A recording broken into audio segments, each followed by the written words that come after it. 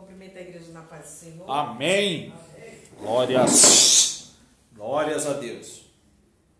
Quem puder me acompanhar no livro de Jeremias 1. Livro de Jeremias 1 diz assim: essas são as palavras de Jeremias, filho de Ilquias. Ele era um dos sacerdotes da cidade de Ananote, na terra de Benjamim. Jeremias recebeu a primeira mensagem no 13º ano do reinado de Josias, filho de Amon, rei de Judá. Deus lhe deu outras mensagens durante o reinado de Joaquim, filho de Josias, rei de Judá, e eram várias outras ocasiões, até o 5º mês do 11º ano do reinado de Zedequias, filho de Josias, rei de Judá. Foi então que Jerusalém foi destruída e os moradores da cidade foram levados para o exílio como escravos. E o Senhor me disse: eu já conhecia antes de você ser formado no ventre da sua mãe. Antes do seu nascimento, eu já havia separado e escolhido você para ser o meu profeta às nações. Glória a Deus. Amém. Depois nós vamos para Jeremias 12. Amém. Jeremias 12, nós vamos acompanhar esse livro, essa passagem bíblica, do 1 até o 5. Mas eu quero falar um pouquinho de Jeremias.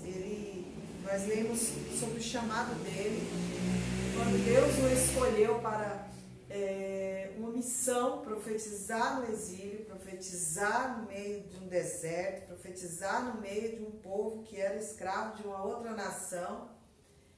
Ele é chamado por Deus. Deus relata na palavra dele que ele foi escolhido muito antes, desde o ventre da mãe. Antes até do ventre da mãe, ele já havia sido escolhido para essa missão. E Jeremias começa a conversar com Deus, que não se sentia preparado e não se via como um homem pronto a ser esse profeta, né? Ser esse porta-voz de Deus. Ele se sente ainda um menino. E Deus conversa com ele e diz que ele estará com ele, né? No versículo 7 do 1 diz: não diga que você é muito jovem, respondeu o Senhor, porque você irá onde eu o enviar e fará tudo o que eu lhe mandar. Você não precisa ter medo deles, pois eu, o Senhor, estarei com você para livrá-lo. E diz no versículo 9 que depois disso o Senhor tocou minha boca com a sua mão e disse: veja, eu estou colocando as minhas palavras na sua boca. Ele teve essa experiência com Deus, Jeremias. Ele teve uma experiência com o Senhor, né? Uma comunicação, o Senhor tocou nele, e a partir daquele momento as palavras do Senhor começaram a sair através da boca de Jeremias. Jeremias passou a ser um porta-voz de Deus. Aí, vai passar 12 capítulos, e é no capítulo 12 que eu quero falar de um momento que Jeremias está passando. Jeremias aqui, ele começa a ter uma crise emocional diante da adversidade que ele está tendo ao seu redor. O versículo 12 começa assim: meu Deus, o Senhor sempre age com justiça quando apresenta uma causa na sua presença. Agora, eu gostaria de falar com o Senhor a respeito da justiça. Essa Bíblia, ela é bem atualizada, porque eu quero muito que a gente entenda esse versículo, esse capítulo, que ele é muito interessante. Jeremias, ele está tendo uma dificuldade, ele está tendo um momento, né? Uma crise emocional, E o povo, né, essa cidade, a cidade na qual ele nasceu, que a Bíblia se refere, sendo a cidade de Ananote, eles se juntam, eles montam um complô para acabar com Jeremias, para matá-lo. E aqui ele fica sabendo disso, dessa situação, desse complô, até mesmo seus familiares estão juntos disso. Ele se vê numa situação de total indignação. Ele se vê assim, no meio de uma pessoa traída, uma pessoa apunhalada, né? Aí ele vem até o Senhor, ele começa a buscar o Senhor e desabafar com o Senhor. E o desabafo dele é bem sincero, né? Ele quer mesmo uma punição, ele quer mesmo que o Senhor haja com rigor diante desses homens, diante dessa afronta. E ele começa a indagar a Deus, ele começa a dizer: meu Deus, o Senhor sempre age com justiça. Quando apresento uma causa na sua presença, sempre que eu vou até o Senhor age a meu favor. Sempre que eu vou até o Senhor é justo, né? Então, ele assim dizendo. Agora eu vou lhe apresentar mais uma causa. Agora eu gostaria de falar com o Senhor a respeito da justiça. Olha o que ele entende como justiça em um momento de tribulação, um momento de afronta, quando ele se vê ameaçado, né? Olha o que ele entende como justiça quando ele está sentindo tal coisa. Por que as pessoas más e desonestas prosperam? É uma pergunta de Jeremias para Deus. Por que os falsos e traidores vivem sem problemas? Outra pergunta que ele faz a Deus. É forte. O Senhor planta essas pessoas, elas criam raízes e enriquecem. Seus lucros aumentam a cada dia, elas dizem graças a Deus, mas é tudo da boca para fora. O coração delas está longe do Senhor. Se é tão perfeita essa palavra que se a Marlene hoje não tivesse lendo essa palavra, ela poderia, no cenário que hoje nós estamos, eu poderia estar falando a mesma coisa para Deus, mesmo que Jeremias estava falando há trocentos anos atrás. Por quê? Porque esse nível de caráter ainda existe até os dias de hoje. E a mesma pergunta que Jeremias fez para Deus, muitos têm a mesma pergunta e a mesma indagação. Muitos param no seu dia a dia para curtir, né, o seu momento deprimido e ficar indagando a Deus: por que eu estou passando por isso? Por que isso, Senhor? Você não vê que o ímpio ele tem prosperado? Você não vê tanta corrupção? Você não vê tanta rejeição, tanta impunidade? Onde é que estão os seus olhos, Senhor? Tem pessoas que falam assim: onde está Deus, né? No meio dessa tragédia, onde está Deus no meio de tanta enfermidade? A gente provavelmente ainda tem essa pergunta hoje, agora. Mas veja o que acontece comigo. Aí agora ele se volta para si e diz assim: o Senhor conhece bem o meu coração, sabe como eu amo. Ó Deus, arranque os maus. Olha só o que ele apresenta a Deus, a justiça que ele gostaria de ter, e não a justiça em si de Deus. Ele começa a falar, né, um plano de justiça para assim Deus agir. Arranque os maus como ovelhas destinadas para o matadouro. Separa-os para o dito castigo. Até quando nossa terra vai ter que suportar a maldade dessa gente? É uma boa pergunta. Eu confesso que eu já fiz essa pergunta para Deus. É verdade. Eu já falei: meu Deus, quanta injustiça, né? Quanta coisa horrível que a gente está vendo. Até quando, Senhor? Eu confesso que eu já fiz essa pergunta. A relva do campo seca por causa desses pecados. Os animais e as aves morrem porque os homens desobedecem a Deus. E eles ainda dizem, essas ameaças de castigo que Jeremias anda anunciando nunca acontecerão. Olha o que ele está dizendo. Que ninguém dava ouvido ao que ele falava. Esse homem, Jeremias, ele foi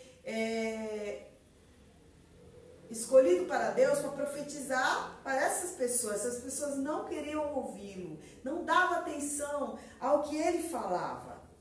Era como uma pessoa numa multidão falando, muitos nós, né, hoje, que fala do Evangelho de Deus e muito pouquíssimos dão ouvidos. Mas aqui era muito pior, porque além de não ouvi-lo, ainda queriam matar ele, ainda queriam calar a boca dele. Mas assim, nós vamos entrar agora no versículo 5, que vem a resposta do Senhor. Oh, glória! Diante de todos esses argumentos de Jeremias. E o que é essa resposta? É uma parábola? É uma metáfora? Mais uma vez eu repito, eu quis ler nessa Bíblia, que é uma Bíblia de uma linguagem bem atualizada, para ficar mais fácil de compreender ainda. Mas a resposta de Deus, ela é tremenda, porque ela vai esclarecer as nossas indagações do nosso dia a dia, né? Onde é que está fitado os nossos olhos, onde é que nós estamos, em que nós estamos utilizando a nossa energia. Sim, o nosso corpo, ele é feito total de energia. E quando a gente gasta tempo em coisas que não são inúteis, não vale a pena, você se torna uma pessoa fraca. Então Deus vai te ensinar aqui, nos ensinar aqui, como é que a gente vai canalizar a nossa energia porque Deus quer que a gente faça, para as coisas corretas.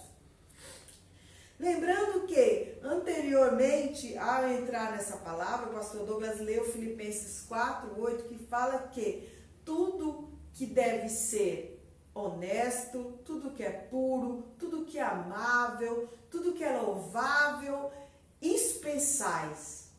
Isso é uma forma de você utilizar sua energia para algo bom. Começando pelo que você pensa e pelo que você vê. Jeremias, ele estava fadigado, ele estava contaminado pelo que ele ouvia e pelo que ele via. Pelo todo aquele tumulto, todo tudo que aquele povo, aquela cidade estava fazendo para prejudicá-lo. E ele se contamina, ele deseja retribuir da mesma forma. Ele deseja retribuir aquele mal com o mal. Porque ele pede ao Senhor para que eles assim o extermine, né? Como ovelhas que vão para o matadouro.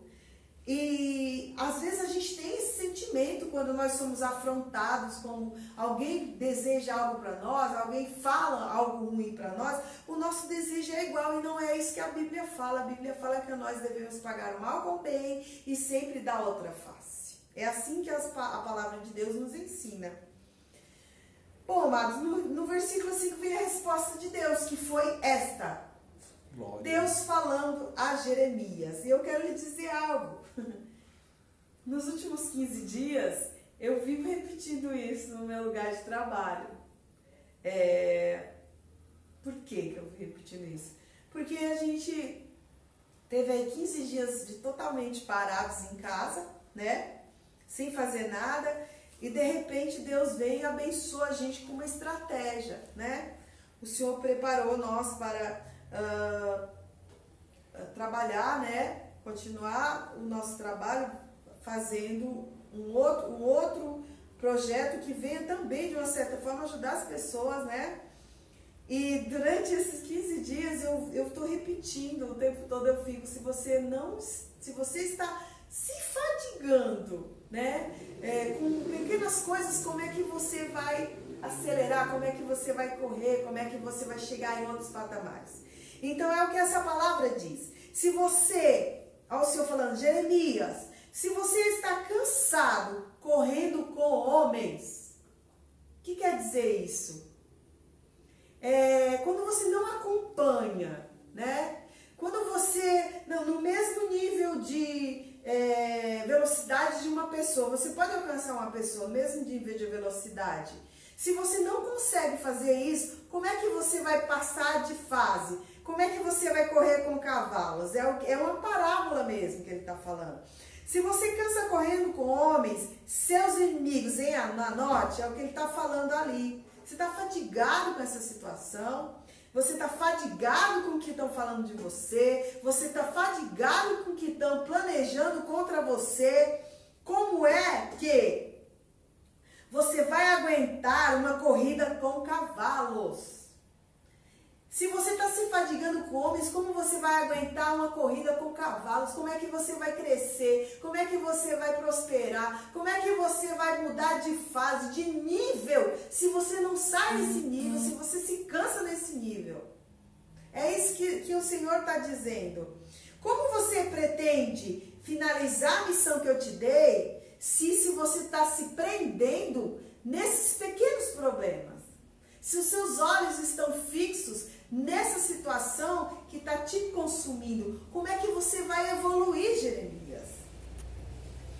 Lembrando que eu fiz questão de ler o versículo 1 do livro de Jeremias, o primeiro capítulo, que fala como o Senhor chama ele, de que forma o Senhor chama Jeremias, a promessa que ele faz, ele tocou em seus lábios e disse para ele que a partir de hoje a minha palavra vai sair da sua boca.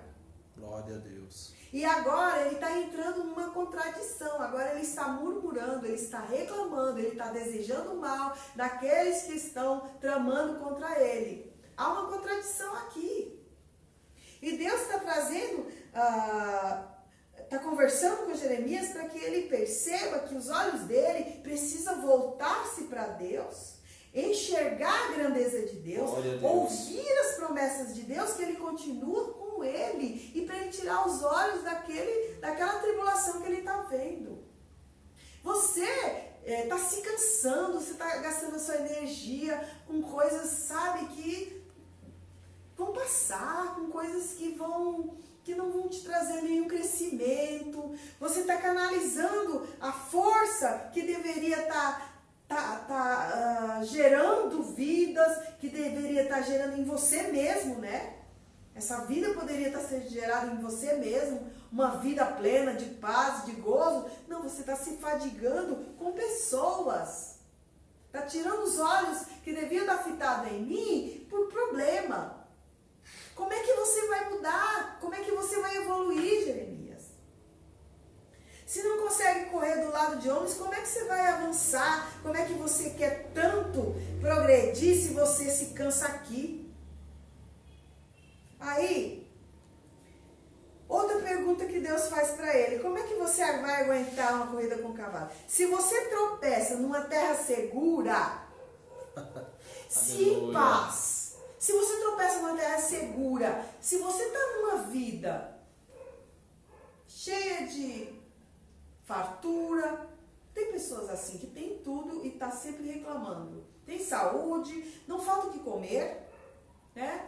Tem seu conforto, né? Tem coisas boas para assistir, né? Tem uma família maravilhosa, tem um esposo, tem uma esposa, mas está sempre com os olhos voltados para o que é negativo. Eita Deus! Está sempre com os olhos voltados para o que é problema, para aflição, para angústia. Se você que tem uma vida de paz, que tem uma terra, é o que ele está dizendo aqui. Se você está numa terra segura, se ainda tropeça. Eita Jesus lindo! Como é? Como é que você fará numa enchente do Jordão? Se em terra seca eu ando linda, com problemas, como é que eu vou enfrentar uma enchente de um rio? É isso que ele está dizendo. Você não tem suporte para isso. Ele está falando assim: se conscientiza, né? Olha o que você está me pedindo, olha o que você está fazendo, né? Como é que eu vou te colocar em outros patamares? Como é que eu vou te colocar em lugares onde pessoas, lugares de grandes e Como é que você vai estar em outro nível se você está se fadigando aqui, se você está tropeçando aqui? Jesus. O que fará quando o Jordão inundar? Vai morrer afogado. O que o Senhor está dizendo aqui? Que nós temos o hábito de usar em tudo uma lupa.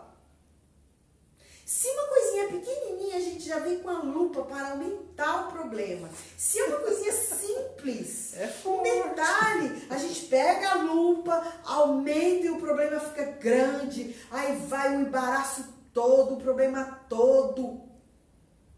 Como é que você quer cuidar de alguém se você não cuida de si próprio? Como é que você quer cuidar de uma família se a sua família você mesmo não cuida? Como é que eu posso fazer isso? É mais ou menos assim. É uma pessoa que tem um trabalho, ela está estagiando, e o sonho de todo estagiário é se fixar na sua profissão. Mas só que quando ele está estagiando, ele só vê problema, ele vê dificuldade, ele vê o salário baixo, ele vê uma carga horária grande, ele vê um salário que poderia ser, a pessoa que está no outro nível está ganhando mais que eu, ele não vê uma oportunidade, ele vê sempre um problema. Como é que ele vai ser fixo nesse emprego se no estágio dele ele já está se fadigando? É mais ou menos isso. Como é que eu desejo tanto algo melhor para a minha vida se eu não permito o crescimento dentro de mim? Se eu não permito o progresso chegar até mim, se a minha limitação, a minha falta de coragem, são tantos adjetivos aqui que o ser humano tem, e por isso que ele não evolui e ainda acha que é a vontade de Deus na vida dele ou dela. Como? Pergunta o Senhor. O que você fará quando vier a inundação, quando vier o problema de verdade? Se você não permitiu que crescimento dentro de si. Se você está se afogando num copo com água. É verdade. Tem pessoas que usam um copo d'água, se afogam como se estivesse no meio do oceano, morrendo afogado. E não, é apenas um copinho com água, simples. A pessoa transforma uma tempestade. Esse é um diálogo que precisa ser refletido. Aí vem o Senhor e diz, até mesmo seus irmãos e a sua própria família o traíram. Todos os criticam pelas costas. Não acredite em uma palavra do que eles disserem, por melhor que pareça. Isso é o Senhor ensinando ele. Ensina ele a ter prudência, ensinando ele a ser forte, ensinando ele a focar os olhos no Senhor. Eu quero te dizer com essa palavra que nós estamos num momento em que, se nós não tomarmos cuidado com aquilo que vemos, que ouvimos e que pensamos, vai nos destruir. Nós vamos estar como esse profeta, né? Que vamos entrar em uma crise espiritual, desacreditados, né? Nós não vamos conseguir chegar aonde Deus planejou nós estarmos. Por quê? Porque nós vamos se fadigar no meio do caminho. Nós estamos em um momento de passar de fase. Nós estamos num momento de evoluir, de evolução. E se agora, né, em toda essa situação, nós não nos mostrarmos fortes, valentes, nós não nos prepararmos, na verdade, agora é a hora de praticar aquilo que sempre aprendemos. Mas se agora a gente resolver se fadigar, entrar em desespero, né? Qualquer coisinha, uma coisa, detalhe, vir nos aprisionar, vir deixar o desespero entrar, como nós vamos chegar no nível maior, aquele que Deus preparou para nós? Se na beira da praia, com um pouquinho de água no calcanhar, nós já estiver nos afogando diante dos problemas, diante das necessidades, como é que a gente vai mergulhar nas águas profundas? Fonte. Essa é uma ótima reflexão, né? Quando bate a aguinha no meu pé, eu já saio, ó, correndo, eu já começo a reclamar, eu já começo a me estribuchar, como diz lá na minha terra. Como é que eu vou mergulhar, né, nas águas profundas? Como é que eu vou conhecer a boa e agradável vontade de Deus? Se eu não permitir, se eu não me encorajar, né? Se eu não me esforçar, eu acredito que todos nós podemos nos esforçar um pouco mais do que já damos de si. Eu acho que a gente pode sim mergulhar com mais profundidade, buscar mais com apreço, mais com vigor o que é a vontade de Deus na nossa vida. Eu acho que a gente pode mais, eu acho que a gente deve fazer mais um pouquinho do que a gente faz, sem se fadigar, sem usar lupa nos problemas, sem um probleminha se tornar um mar de afogados. Eu acredito que a gente pode ser pessoas melhores, a gente pode se doar mais, a gente pode usufruir mais dos nossos talentos para nós e para os outros. Eu acho que a gente pode ser mais, a gente pode ser melhor.